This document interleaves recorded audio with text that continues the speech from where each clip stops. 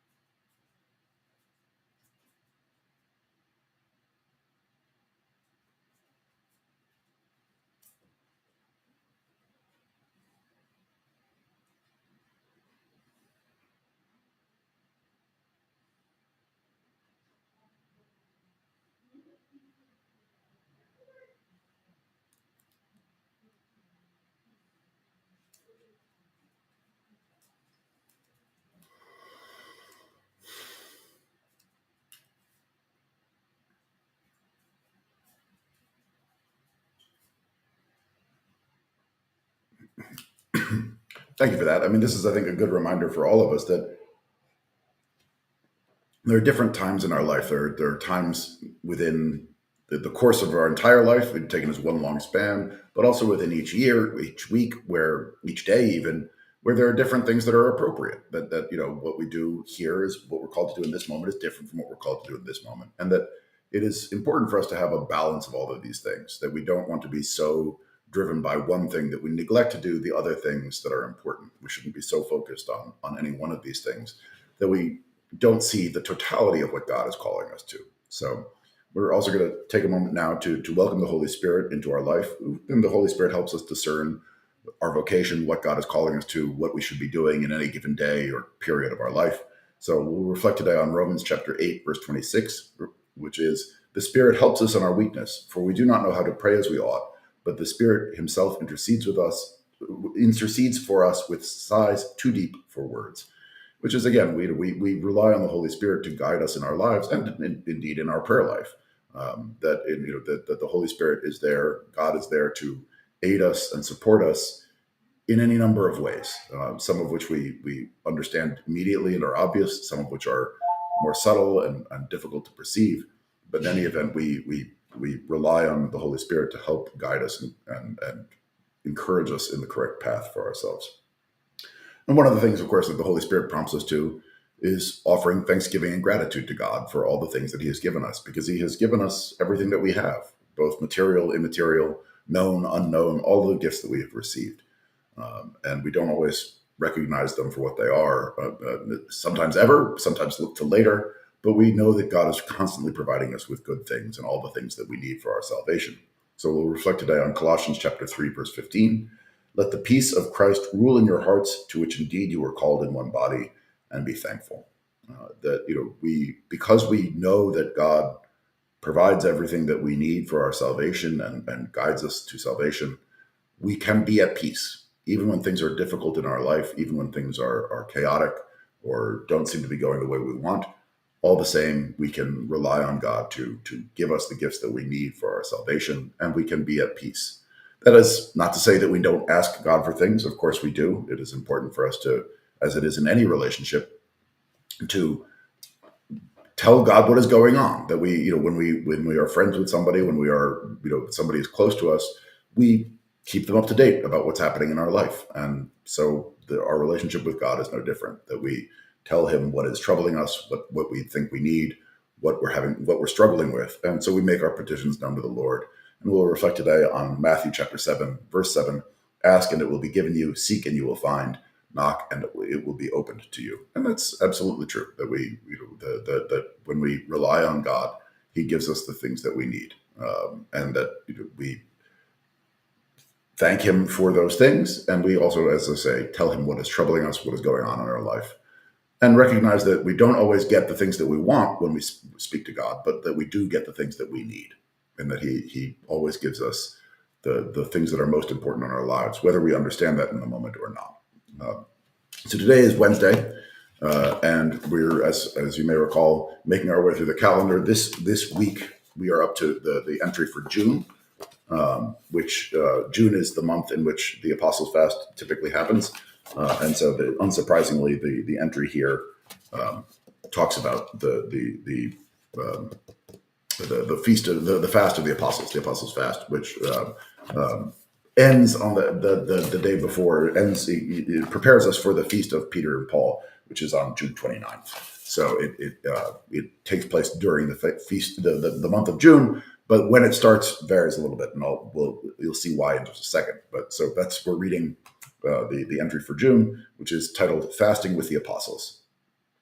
So many times we hear that the summer fast of the Apostles is a preparation for the feast of the Saints Peter and Paul on June 29th, but that is only part of the story. This fast begins on the Monday after the Sunday of All Saints, which is the 8th day of Pentecost. If we look at this fast in relation to the 8th day of Pentecost, it adds another dimension to the meaning to this fast. The 8th day is the icon or the symbol of the completion of the kingdom. So just before we go further, this is why I said when the fast starts varies, because this year, for example, Pascha was early, which means that Pentecost is early, because Pentecost always comes a set period after Pascha. And so the Sunday after Pascha or Pentecost also comes earlier than it often does. So this year, the Apostles' Fast was longer than it often is. Sometimes it's a very short fast, sometimes it's a month plus. So this year it was long, but next year it will be shorter. So it's just, that's why I said that it varies in length. So anyway, the rest of the entry here. At the time of Christ, pious Jews normally fasted 2 days a week. Hence the words of the Pharisee, "I fast twice a week." And that's from the story of the publican and the Pharisee.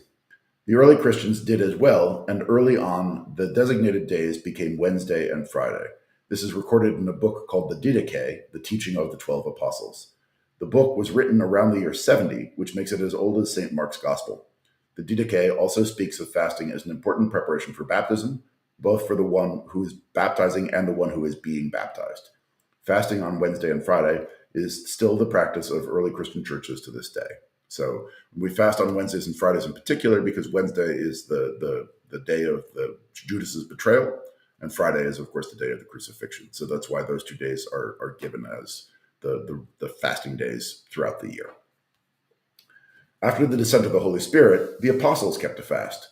As Moses fasted during the theophanies on Sinai, so this fast is a grateful awe for the gifts of the Holy Spirit. Every gift demands gratitude, and gratitude demands response. All God's gifts are given in order to be given. So we might see this fast as a transition from the reception of gifts at Pentecost to mission. Gratitude becomes preparation. The apostles embraced the fast to begin their ministry to the world. It is a fast of preparation and inauguration to preach and to baptize. Fasting is an important preparation for ministry and service. And those are all things you've heard me say before, but they remain just as true as they have always been. Fasting is a preparation. Athletes know this. The apostles fasted before they established the churches in Asia in Acts chapter 14, verse 23, and when they chose Paul and Barnabas at Antioch. That's in Acts chapter 13, verse 2. So that, yes, fasting is certainly a spiritual preparation, but it's also something that we see people do in preparation for all kinds of activities. As it mentions, athletes often fast before exerting themselves heavily so that they're not weighed down. But fasting is both spiritually and in the rest of our life one of the things we do to prepare for certain kinds of events. And then finally, fasting is a precursor of revelation. While fasting and at prayer, Peter receives the command to receive Cornelius and his household and thus to open the church to the Gentiles. That's in Acts chapter 10. We see that fasting softens our hearts to discern the will of God. And this, again, should remind us of the things I have said about fasting before, that fasting is not a punishment. It is not we don't fast because the world is dirty or unclean. We don't fast because enjoying the things that God has given us is sinful. It isn't. But fasting is, as it says here, both a thing that we do in preparation, but also as a part of our response to God, to the gifts that He has given us. And it is therefore a thing that, as I have said many times, brings us closer to God. That is ultimately the purpose of fasting, is to be brought into closer relationship with God. That not because, again, God is angry with us or is punishing us or anything of the sort, but simply because it is a way that we can set aside part of our life and say, I'm going to spend this time focusing on my relationship with God. So anyway, that's the entry for June. We will continue with that next week and going into July. But we're going to wrap up today by recommitting ourselves to faith and to Christ, reflecting today on Deuteronomy chapter 12, verse 28. Be careful to heed all these words which I command you, that it may go well with you and with your children after you forever, when you do what is good and right in the sight of the Lord your God. So again, fasting is one of the ways that we do enter into our commitment, into our relationship with God. Today is Wednesday. It is one of the proper days to fast from traditionally meat and dairy, but at the very least to mark that in some way, that Wednesdays and Fridays we don't eat meat or something, because it is important. It is one of the ways that we constantly remind ourselves throughout the day that we are called to have this kind of relationship, and that fasting is a useful tool in that thing. And as it says, as we saw today, the practice of fasting on Wednesdays and Fridays dates to the time of the apostles. This is not some modern innovation. This is how the apostles lived their lives immediately following Christ's resurrection. That this goes all the way back to the beginning of the traditions of the church. And so it is something that we should take seriously, that it is not just to be, oh yeah, some bishop, some priest somewhere came up with the idea of fasting. No, this goes all the way back to the first disciples, that they themselves kept this fast. So in any event, thank you all for being here this morning.